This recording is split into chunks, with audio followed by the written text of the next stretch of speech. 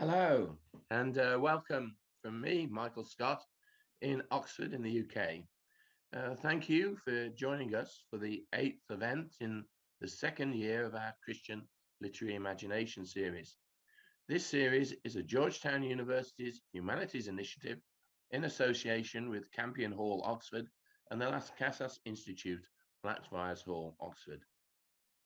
Today, my co-convener for the series, Father Joseph Simmons, SJ, from Campion Hall, will be welcoming Hester Jones from Bristol University, who will be talking about David Jones.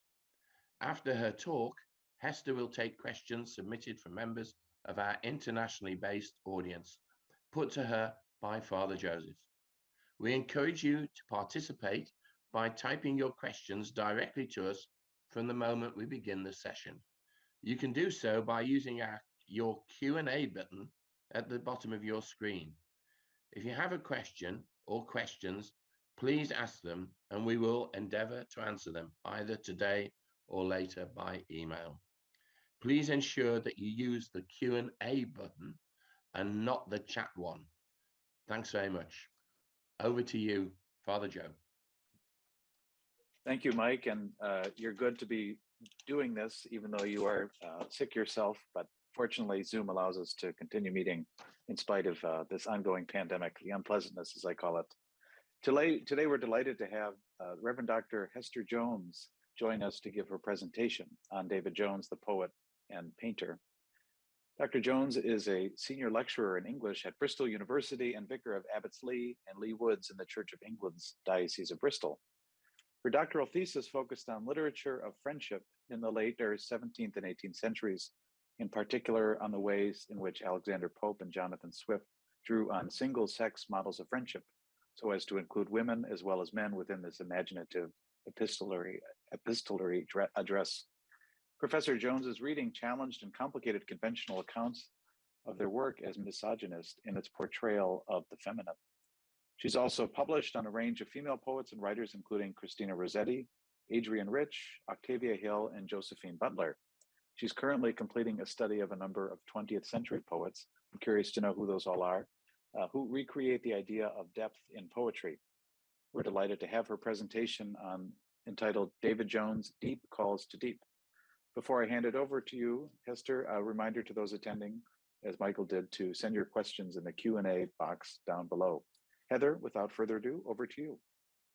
Thank you very much indeed, Joe, and thank you, Mike, for your invitation and for your kind introduction. Now I'm going to share my screen so that we have sight of a PowerPoint. So let's see if this works. It does, I think. I hope everyone can see that.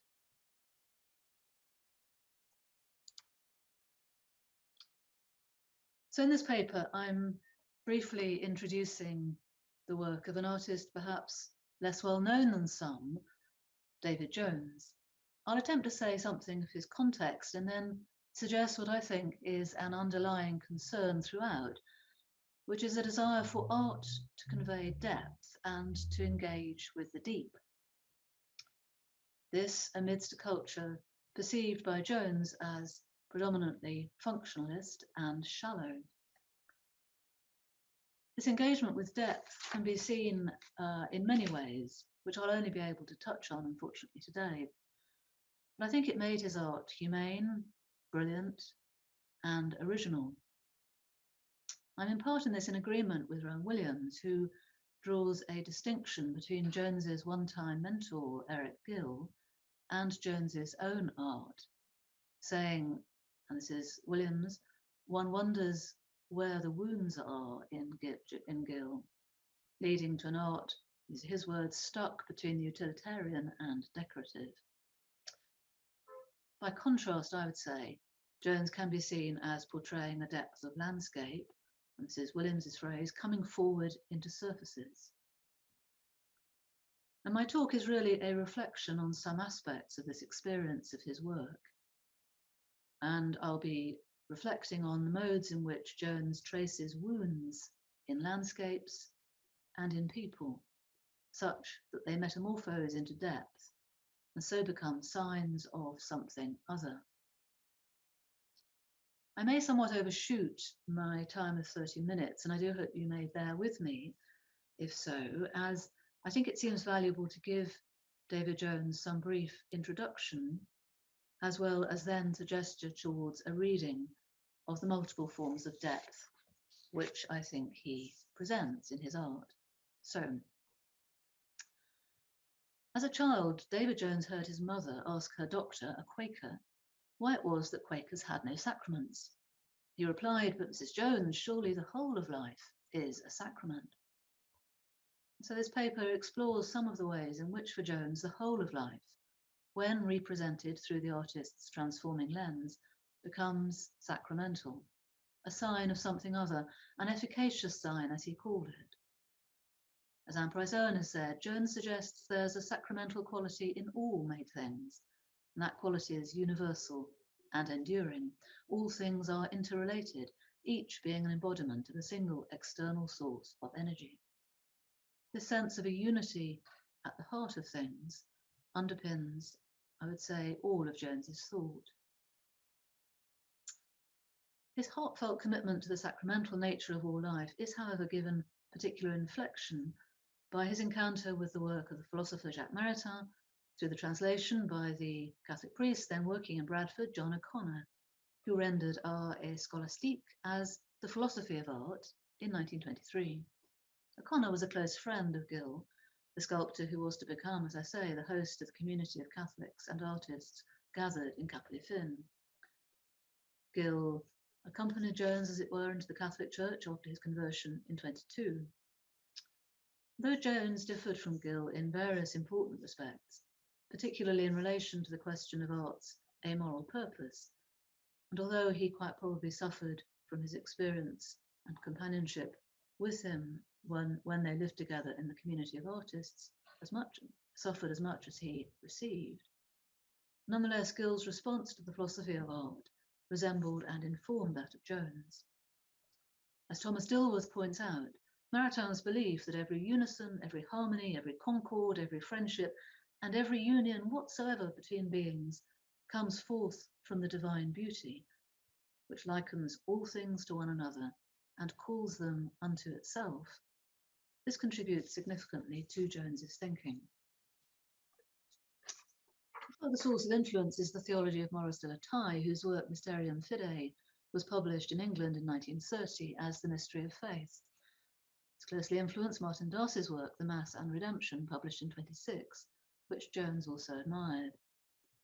According to de la Taille, a sacrament is a symbol that affects by itself in the mind what it signifies, implying that the sacrament is a mode of resemblance or representing by which grace is received. As Neil Corcoran suggests, in Jones's recreation of de la Taille's thought, the sacrament evokes almost tangibly the symbolized reality. That phrase, almost tangibly, I think expresses well the paradoxical ambiguity in Jones's understanding of sacramental process. For it is most often the densely physical experience of the sign that Jones excels in recreating, albeit often in gestures of emptying. This talk will indicate also how that densely physical sign is frequently configured in the image of the all-encompassing deep, encircling, eluding and transcending the historical realm within which such sacrificial actions take place. For Jones, the deep is also associated with authenticity, with Celticity, with beginnings and endings, and often with the close embrace of a feminine figure or symbol. It is fluid, contradictory, the place both of trial and of transcendence. The deep exists in relation with, sometimes in opposition to, the forceful march of time, associated for Jones with Roman imperium and with all conquering movements.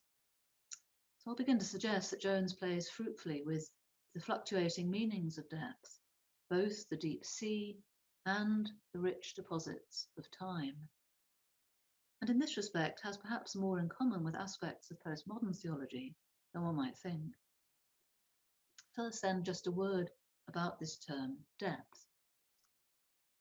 depth and the deep have sometimes become subject, I would say, to cliche in religious contexts, and it can often be used to stand in rather vaguely for the numinous.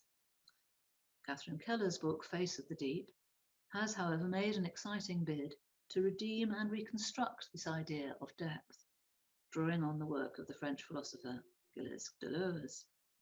Keller's discovery of such depth is for her particularly illustrated in Melville's so-called, this is a quotation from Keller, tragicomic offence to the propriety of faith and form, Moby Dick.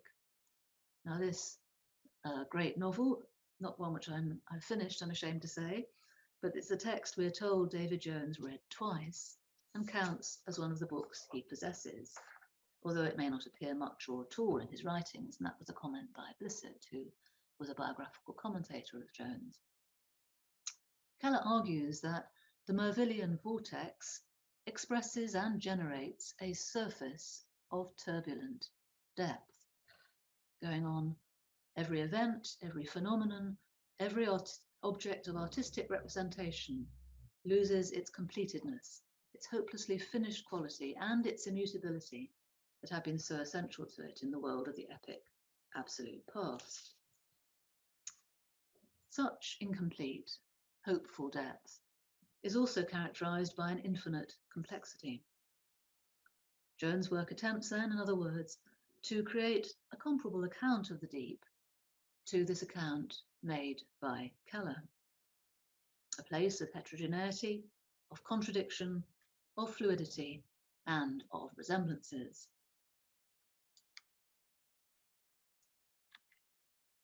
We have a couple of quotations.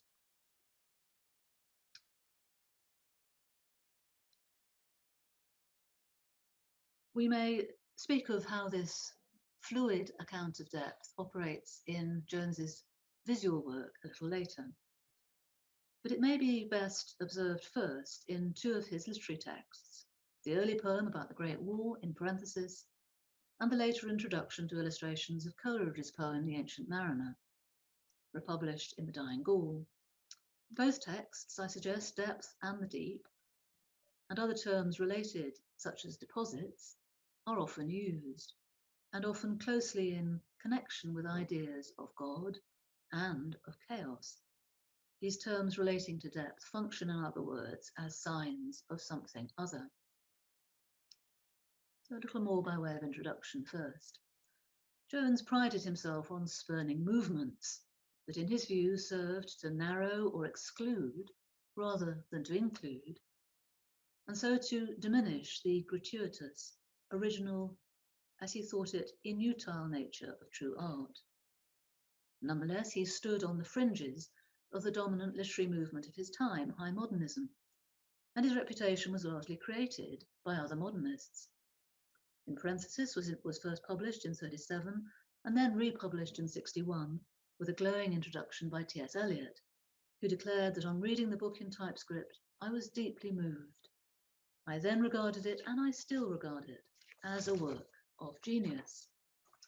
But Eliot also goes on to qualify his gesture of identification by describing Jones as the youngest and tardiest to publish. The lives of all of us were altered by that war, but Jones is the only one to have fought in it. In some ways, indeed, Jones's identity as a great modernist is more ambiguous than is sometimes claimed. Eliot himself perhaps sensed the unease with which Jones fitted into modernism, a large-scale pan-national movement favouring impersonality and a tendency to universalism. He was no doubt aware that from the age of 6, Jones felt that he belonged to my father's people and their land, Welsh-speaking, Protestant, and deeply embedded in local traditions. Indeed, a commitment to the minute particulars, the quiddity of life, marks Jones's work, suspicious as he was of those who claimed to mysticism. He's reported by Blissett as saying, he doesn't read or understand the mystics. T.S. Eliot understood or deeply felt that he ought to understand them, this with a laugh, as if he had said something naughty, as indeed he had. Underneath the playful swipe at Eliot's pretension to understanding lies, I think, a significant difference between these two poets, and a claim on Jones's part for a modestly incarnational poetic that parts company with the ascetic spirituality that appealed to Eliot, and in the wake of Evelyn Underhill's groundbreaking work on mysticism, also to other poetic contemporaries. Like Horace Thomas and Charles Williams subsequently then, I think Jones's work countered with vigour both contemporary secularism and also a kind of Gnostic immaterialism, seeking to disclose the unfolding revelation of grace within his own time and material art. So as I've suggested then, the seeds of Jones's artistic working with depth can be found hinted at in his essay Art and Sacrament, originally published in 55 and reprinted in Epoch and Artist in 59. Jones, like R.S. Thomas, is fully aware that his preoccupation with the sacramental is counter-cultural. In the essay Wales and the Crown, for example, he similarly writes, "The period in which we now live is alien to sign, sacrament, and sacramental acts, and not one of us can totally escape that alienation." I wonder rather what David Jones would have responded to the idea of the Christian imagination, but I shall proceed anyway.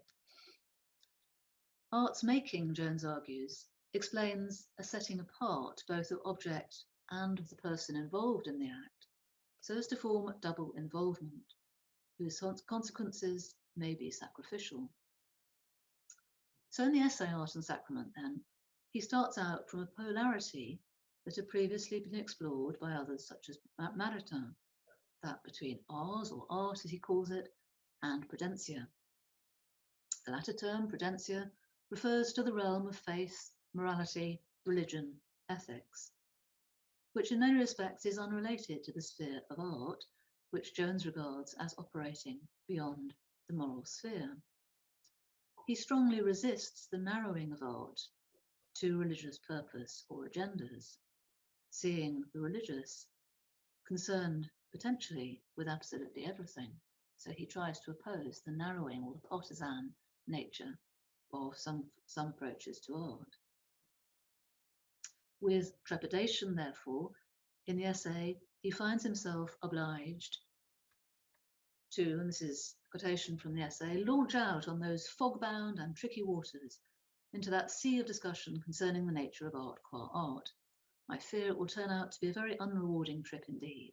The ocean is very extensive. Characteristically, Jones humorously exaggerates his own deficiencies.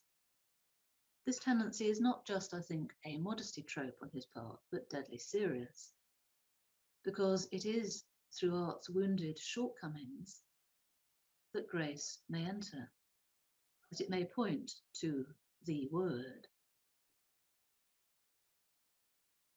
Indeed, from the cavity of such deficiency, depth may emerge. This is at the centre, I think, of Jones's view of art's purpose. As often, therefore, Jones explicitly avoids a systematic approach, offering instead what he presents as inconclusive meanderings. He says, "It may not matter so much what maze we tread, or how we fumble with or drop the thread, so long as our thread is Ariadne's, that she got from the artifact son of the bride of Jove." I think this too is, as it were, a characteristic and meaningful sentence. The central metaphor of the thread of meaning, of image, of connection, guides us through an array of references, some footnoted, some left to our imagination, and opens up a chiasmic meeting between the tenuous thread that leads us on and back through the strata of history, and the tread, connected by the thread through assonance, the charge, by which our material embodied selves make themselves known upon the landscape, upon the page, and upon one another. The thread is our contact with others, past and present, but it is also the trace of ourselves, our tread as we move through history. Indeed, as the essay gradually, sometimes as you may be gathering tortuously unfolds, it becomes clear that in Jones's mind, a sacrament is best exemplified as what he calls something fumbling, clumsy, without perfected skill, yet which exists to represent, to show again under other forms, to recall something other than itself. Jones transforms Dick's well-known term anamnesis to describe the priest's role of commemoration in the Eucharist into something in art potentially available to all. As I've said, he regrets the narrowing that's followed perhaps in response to prevailing secularism, by which Christian concepts have come to seem, for many, partisan or even empty. I suggest the idea of the deep is one of the ways in which he tries to reinvigorate a decaying language of the divine. And indeed, it's as if, in his view, fumbling approximation may leave greater room for continuity with the divine, where perfected skill may obstruct the work of grace. Such repeated and often imperfect effort for Jones makes possible the depth that is nonetheless his hallmark, and for Jones a mark of authenticity. So Jones goes on to express the process of making art and making signs of something other, as he calls it, in the following way, one that I think illustrates the point about the deep and depth that I'm trying to make. He says, and this is the quotation on this slide, if we smell a rat because of the marks on the earless or the elk bone, we smell only the same rat whenever we approach the subsequent signa of man. We know that the rat's hole is well earthed, pungent with corporality, located in a tangled no man's land. But we suspect also that the rat's hole must have some liaison with a trench system, organized in very great, or rather in infinite, depth. There are quite a lot of oppositions here. The juxtaposition between what are naturally opposites, tangled versus trench system, whole versus earthed, suspect versus must have, very great, and then, or rather, in infinite. This is marked, and it's consistent with Jones's way of proceeding, for it is at the liminal point of depth, where forms of order fall and decay, that such opposites and a stumbling lifting up occur. Critic Jeremy Hooker has remarked that Jones is really a metaphysical poet writing out a period, and I think moments such as this rather confirm his assessment, culminating in the boldly disturbing image of the rat's odour of sanctity. According to this image, the rat's hole is no empty space, but in fact earthed and friendly, continuous with an invisible, or rather infinite, extent of existence. So we're drawn by these careful stages towards, as it were, a contact with, a communication with even a rat, a being as alien as a rat. At work in the tangle, which is a favourite image of Jones's, are then two contrasting movements. On the one hand, a kind of annihilation, a fashionable concern in this post-war period. On the other, an ancient civilization, perceived by Spengler and others as undergoing terminal decline. That's the civilization of the so-called West. In the essay here, the rat's hole forms the intersection of both movements, and in the lifting up of the objectified nothing, even the rat's hole is charged with holiness. In so doing, the familiar opposition between matter and spirit, I think, is replaced by this gradual, repeated, ongoing, fluid process in which earthed depth, an image of layered, decaying matter, becomes the means by which the infinite and the divine are glimpsed, are pointed to, are lifted up. So now to Jones's war poem in parenthesis. This is a quotation. Whatever you hear about the war, remember it was far, far worse, as Maurice Barrow is quoted as saying. And for some critics, David Jones, despite, as we've heard, being rooted in the reality of the war, underplays its terrible horror. Paul Fussell's objections to Jones are echoed by Sanford Short's, for example, more generally. The web of literary interrelations that were characteristically employed by high modernism, and partly adopted by Jones, as I've been suggesting, are felt to take the place of depth of feeling. Evelyn Cobley sees the techniques in parentheses, which it employs, as distinctively high modernist. Defamiliarization, decentering of the narrative, multiple focalizing perspectives, disorientation, and a lessened concentration on character and narrative, and in particular on the individual. It is, she says, plurivocal, heterogeneous, discontinuous, challenging the arid vacuity of the modern. Stratified allusion, or in Thomas Dilworth's phrase, allusive underlayers, suggests a redemptive understanding of the war, also to coexist with the underlayers of the far worse. The waves of the assaults, then, that are described in the 7 parts of the poem again and again, come to be seen as moments of lifting up, craters literally opening for grace to enter. And from the beginning, the landscape of in parentheses is a world awash with water. The words bedraggled and saturated repeatedly recur, partly, I think, to heighten the sense of baptismal disorientation as the soldiers press further towards the front. Partly also perhaps to indicate a more elemental dimension of being. For Hooker, Jones is poet of the borderland, who, as I've said, locates his world at the liminal point between chaos and order, where matter marches with spirit. And Hooker remarks our exploration of the iceberg of existence leaves us with a sense of the unfathomable depth of the waters. The idea of marching clashes then with the idea of depth here, in the same way that very often Jones's writing expresses the coexistence of what he calls imperium or power, empire, and the ongoing indigenous life subsumed but not entirely superseded by empire and the thrusting movements, the linear movement of history. Puns are often used to suggest this coexistence.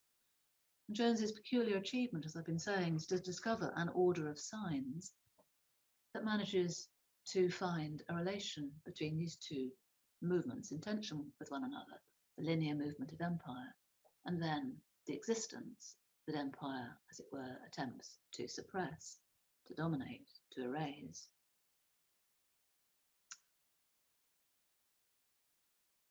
His achievement is also then to acknowledge that present primacy of the dominant force, whether Englishness or the Roman Empire, or of his own contemporary culture with, as he sees it, such a functionalist bias towards what he calls the utile and against sacramental meaning and action.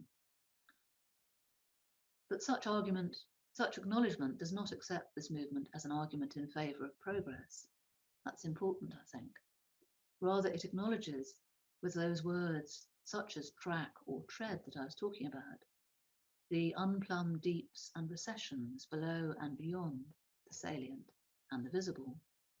These unplumbed deeps, produced in part by the, as it were, deposits from earlier and now subordinated cultures, present the artist's opportunity for offering up. And throughout, in parentheses, the disorienting world of the trenches, watery and liminal, have in prospect the line, both followed and feared, with all the unknownness of something of immense realness, but of which you lack all true perceptual knowledge. The line becomes, among other things, a metaphor not only for the field of combat, but also for the future, that deathly horizon towards which the soldiers move. Yet the movement is always uncertain, unpredictable, prone to interruptions and delays, as was indeed characteristic of army life at that point.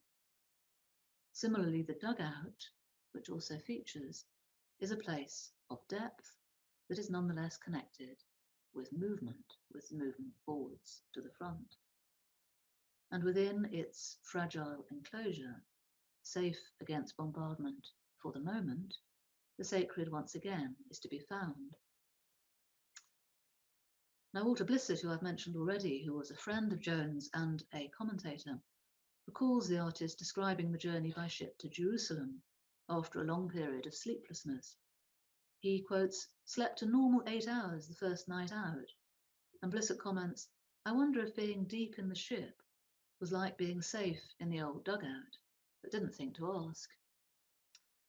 At any rate, the hold of the ship, I think, presents that further image comparable to those of harbour or hill, where superficial disturbance may be laid aside and the womb-like heart rediscovered.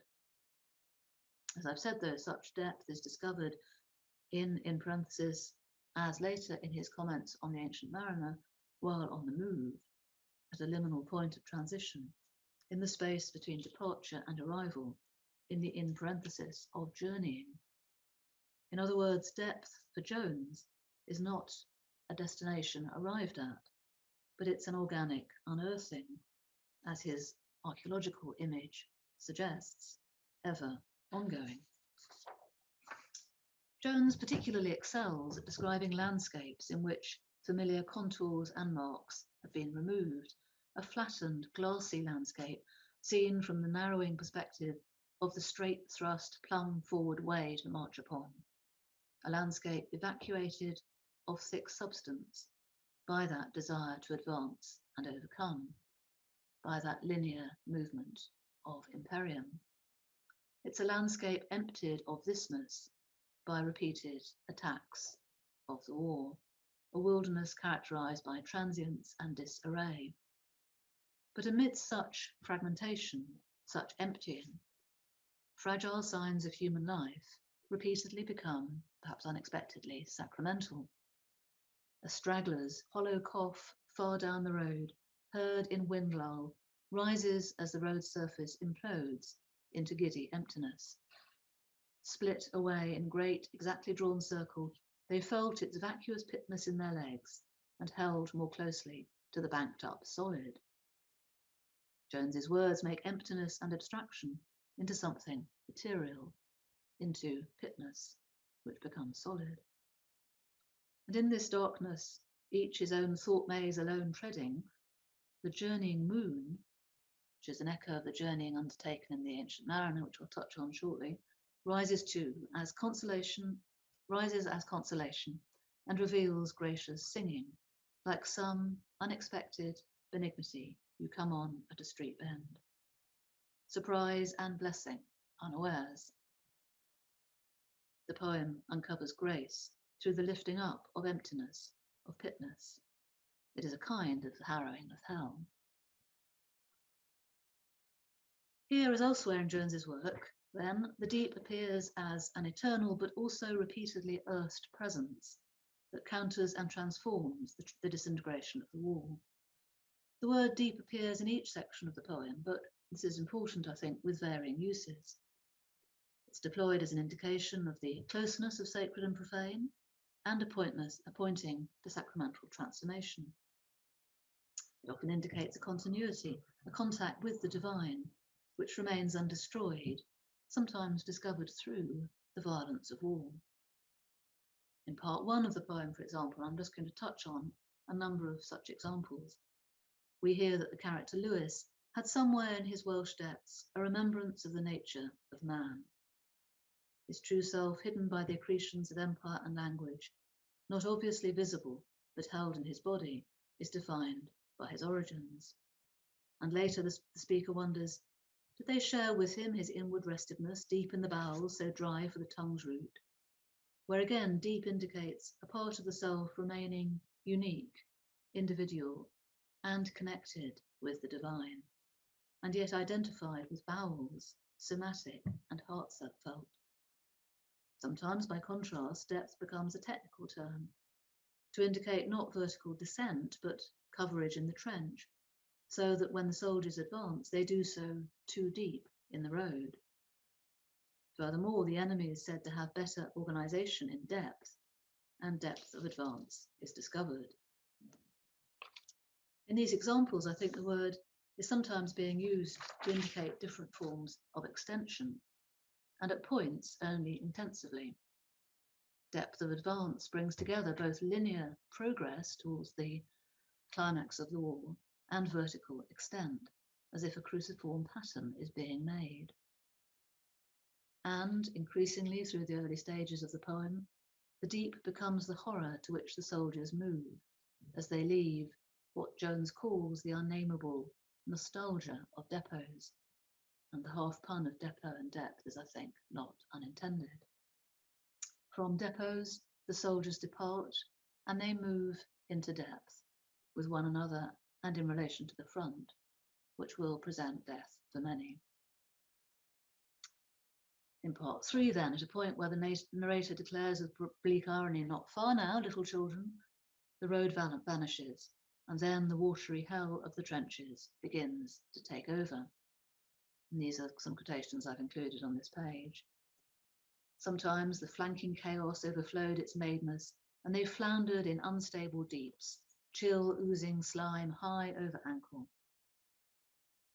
And a few pages later, Private Ball cries out to nothing but unresponsive, narrowing earth. His feet take him upward over high pilings, down again to the deep sludge, until beneath his feet, below the water, he feels again the wooden flooring, and round the next bend another light's rising, the jogging pack of an Iron Lewis, and heard him singing, very low, as he went. The horror here again derives from the closeness of sludge, of formless chaos, of earth narrowing. It once again becomes the means by which, through another light's rising, grace and lifting up occur through that moment of distant singing, partly heard.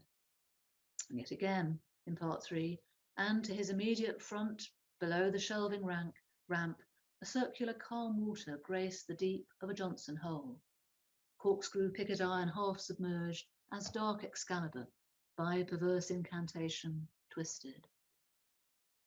In this echo of Mallory, the cavity made by a shell is graced by a vision of miraculous stillness, circular water, the impossible imagine. And a little again, and there is another echo of Ancient Mariner, and the deepened stillness as a calm cast over us, a potent influence over us and him, dead calm for this Sargasso dank and for the creeping things. Here the silence preceding an attack has magical threat and mystery, a sense of uncanny dread. And when the attack breaks in part 4, the word re-echoes with unsettling alliteration.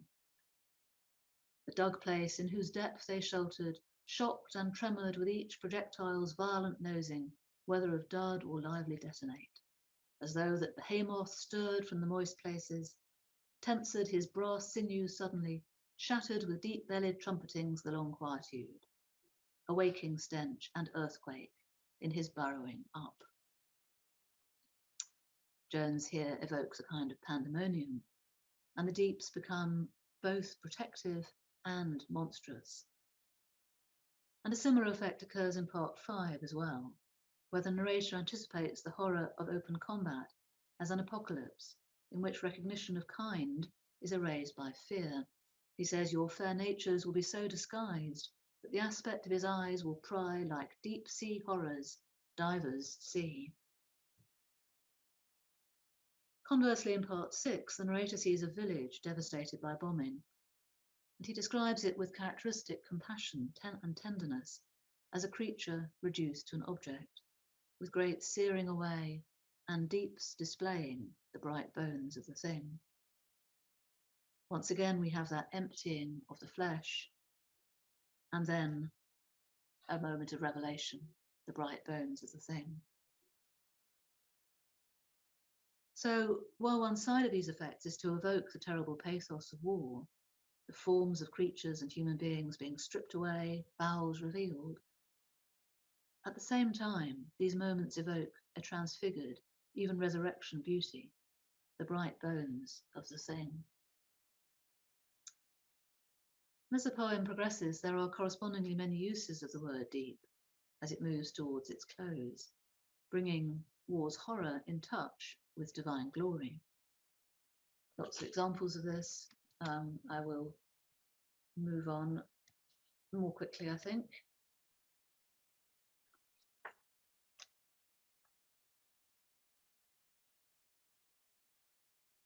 The climax of the poem is reached when the protagonist awaits death under attack in the wood at Mammoths.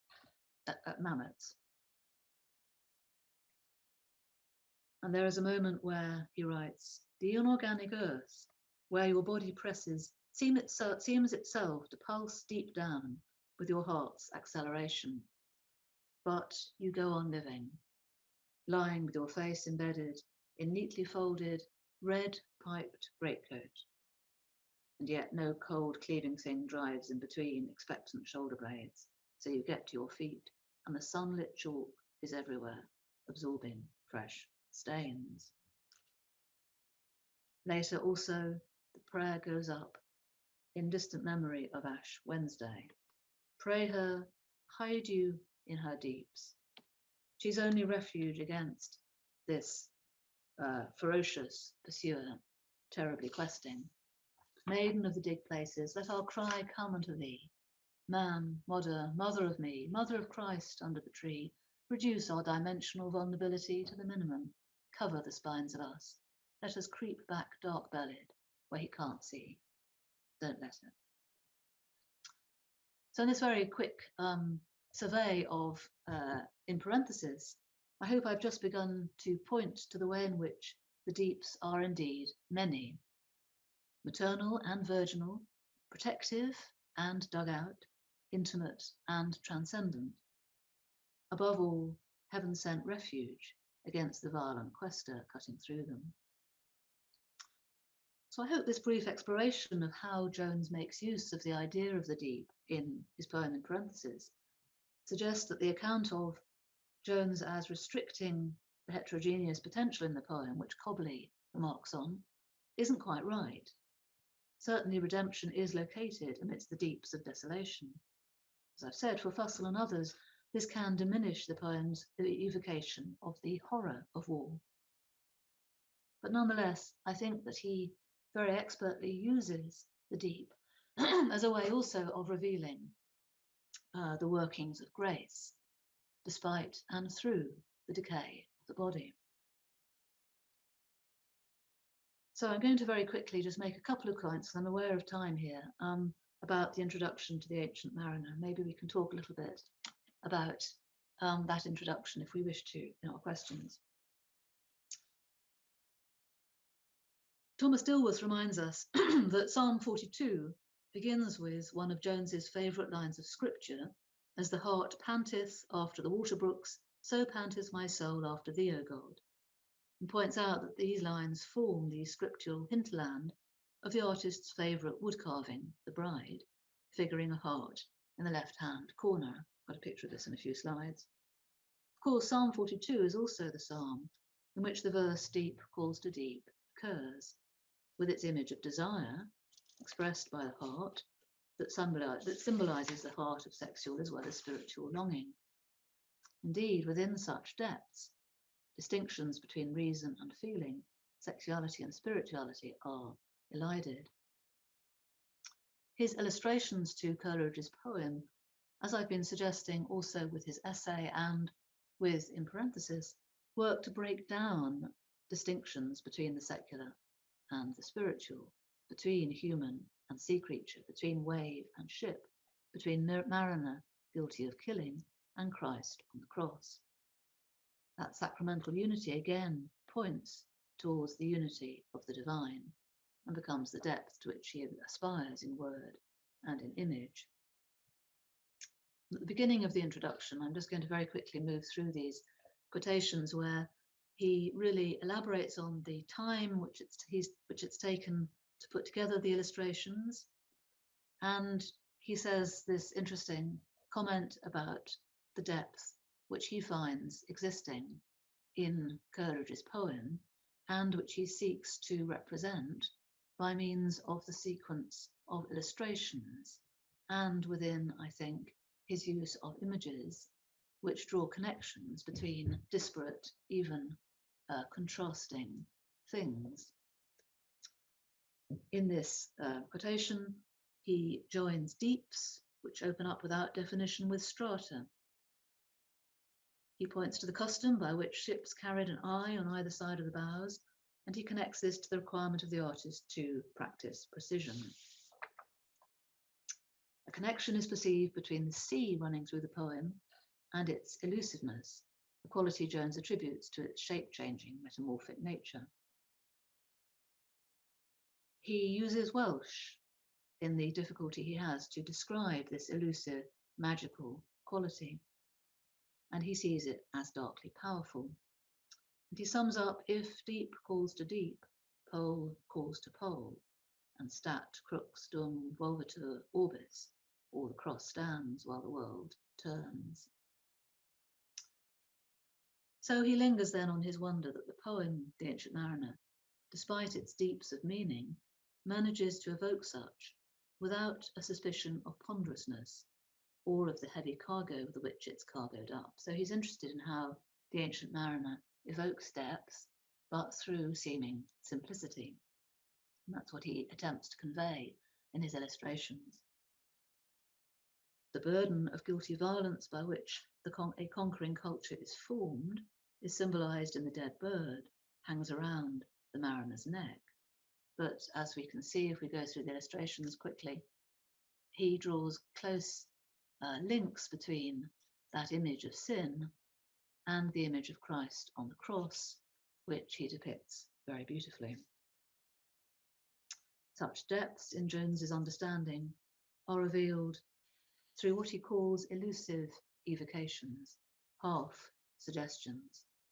What is moving is unvoiced and perhaps not meant. So I've moved rather quickly through this last stage because I'm aware of time. Just to summarize then, I've argued that such an undertaking as that which I've been briefly pointing to, I think broadens and opens up the potential of sacramental art in a way which Jones throughout his career sought to do. In each work that I've very briefly mentioned and referred to, Jones, I think, can be seen to be invoking the potential for contradiction and for multiplicity within the image of the deep, following also the psalmist, as the introduction to The Ancient Mariner made clear, and seeing the deep as a location for the divine. In other words, seeing it as both monstrous, imprisoning, godless, but also protective and potentially a lifting up. So I think I shall pause here at last, and thank you very much for your patience and for your listening.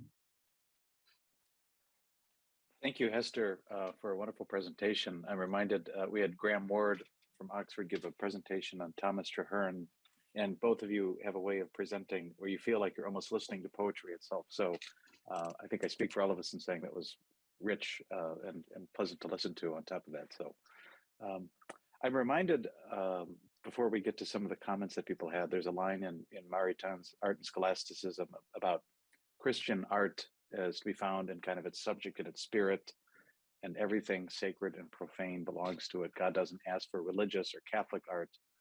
The art he wants for himself is art with all of its teeth. And I think some of the examples you've used from in parenthesis and others is art with teeth in his descriptions of things. Mm-hmm.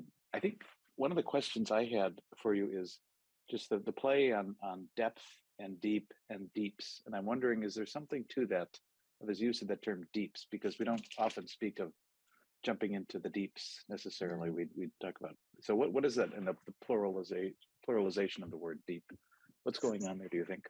Yeah, thank you very much for that question. That's a really interesting observation. And I see it, I think several things are going on, but I think I see it as an attempt to rehabilitate a word deep, which perhaps has lost its teeth. So to draw on your idea of art carrying a challenge, or art, calling a culture to account, I think Jones was very aware, as R.S. Thomas was, that language, religious language, had become somewhat, I suppose, lame or jaded, I think cliched. I think he was struggling with a language which seemed either over familiar, too familiar to challenge, or simply arcane. a museum of ideas. And I think he's trying both in his slightly arcane and slightly disjointed playing with language. And as you say, deeps isn't quite a term we recognize, which perhaps make us notice it more carefully. But I think he's also trying to make that word new. I think he's trying to recreate an idea which perhaps it's a word that's often used in 19th century rhyme to rhyme with sleep, of course.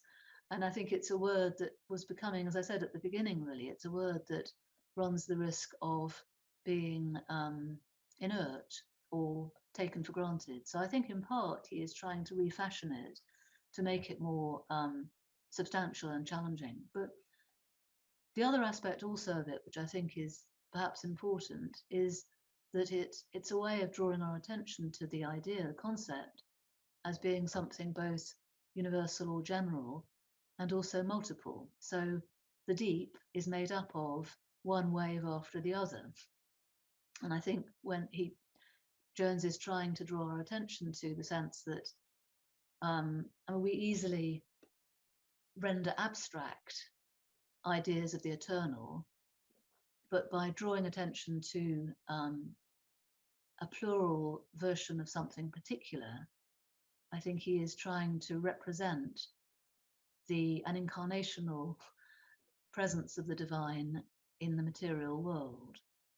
I don't know if that connects with what you were thinking yourself, Joe, or if I'm completely on a different track there. I'd be interested to know what your reflections were on that. It's a very interesting question.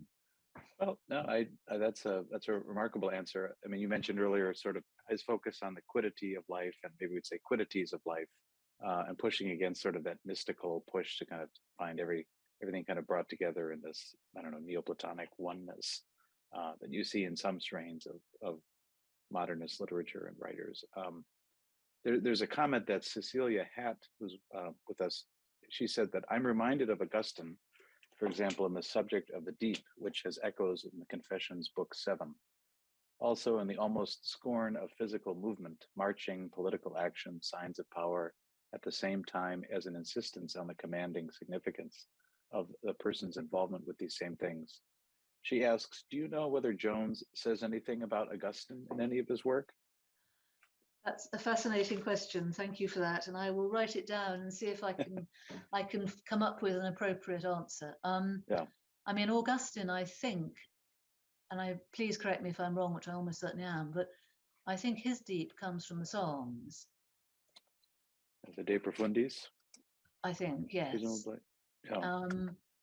But I'm not aware, and I'm sure there is an answer to this. I'm not aware of Jones specifically commenting on Augustine, and I expect he does, and it's my ignorance, sadly, that means I can't tell you where and how. But I will certainly take that away and see if I can track down a more specific answer. And it may be that you yourself, is it Cecilia? No. Cecilia, yes. Something of that question. Cecilia, if you have any follow-up to that, if you'd like to put it in, I'll go to another question, and then we might have time to revisit that quickly before wrapping up. This is a comment from John Hirsch, a friend of Georgetown and here at Campion Hall. He says, thank you for such an interesting and perceptive paper. I wonder if you could speak a little bit about Jones's imagery in prose and in verse, natural and scriptural in part, but also perhaps because of his other talents, his very visual art. Though not quite as dramatic as the imagery present in Craig Rain's poetry, sometimes called Martian poetry because of the imaginative imagery present in Rain's poetry. Jones is certainly invested in imagery in its meaning-making function. And I wonder if you have any comments on that, of his use of imagery. Yeah, I mean, what I'm kind of perpetually struck by is the way that Jones uses images to make unexpected connections. I think that comes out of, and I wonder if I can find a few examples of this. He does this particularly obviously in There's the Bride with the heart in the left-hand corner. He does this particularly in his illustrations, where for example, the picture you can see on the screen, and this may seem a roundabout answer, but I hope it touches on what I think is going on. So this is a picture of the boat, and you see the creeping things, as it were, center stage. And they're rather wonderful, I think. They're full of energy and dynamism, and they follow the shape of the boat. And of course, they're like waves. So one of the things I'm struck by here is that the shape of the boat, which is a human creation, is mirrored in the shape of the waves and mirrored in the monstrous creeping things. So I think I'm not sure about Martian poetry. That's a really interesting idea, but I think what I'm struck by is that metaphysical aspect, really, how Jones uses his central images, whether of the ship or that's the picture of the mariner after he's shot the albatross. And of course, the mariner who has killed the bird and committed that act of sinful violence is depicted as Christ on the cross. And that's another way in which Jones deliberately draws together two images that might seem to be almost shockingly disparate. The mariner is also Christ. The bird that was previously a source of blessing is now a source of sin, but the arrow remembers, I suppose, Christ's own wounds. So I think he uses images that effect the yoking of opposites, as Johnson put it, as much as possible. And he does this both in his poetry and also in his illustrations. There's another picture of the mariner. Certainly. Well, and that image of the albatross too reminds me of, I think it's the pelican sort of plucking out, blood from itself to feed her young, as an image of There she is. Christ. And yes, there we are. Yes.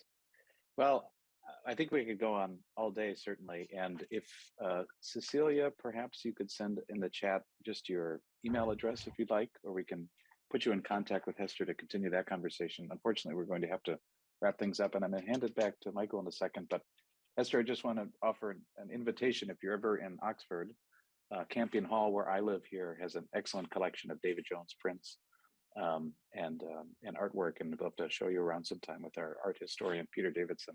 I would love to accept that. Thank you. So lovely. Thank you very much for your time. Thank you to all of you who joined us, and I'm going to hand it back over now to Michael Scott for some concluding thoughts. Thank you, Hester.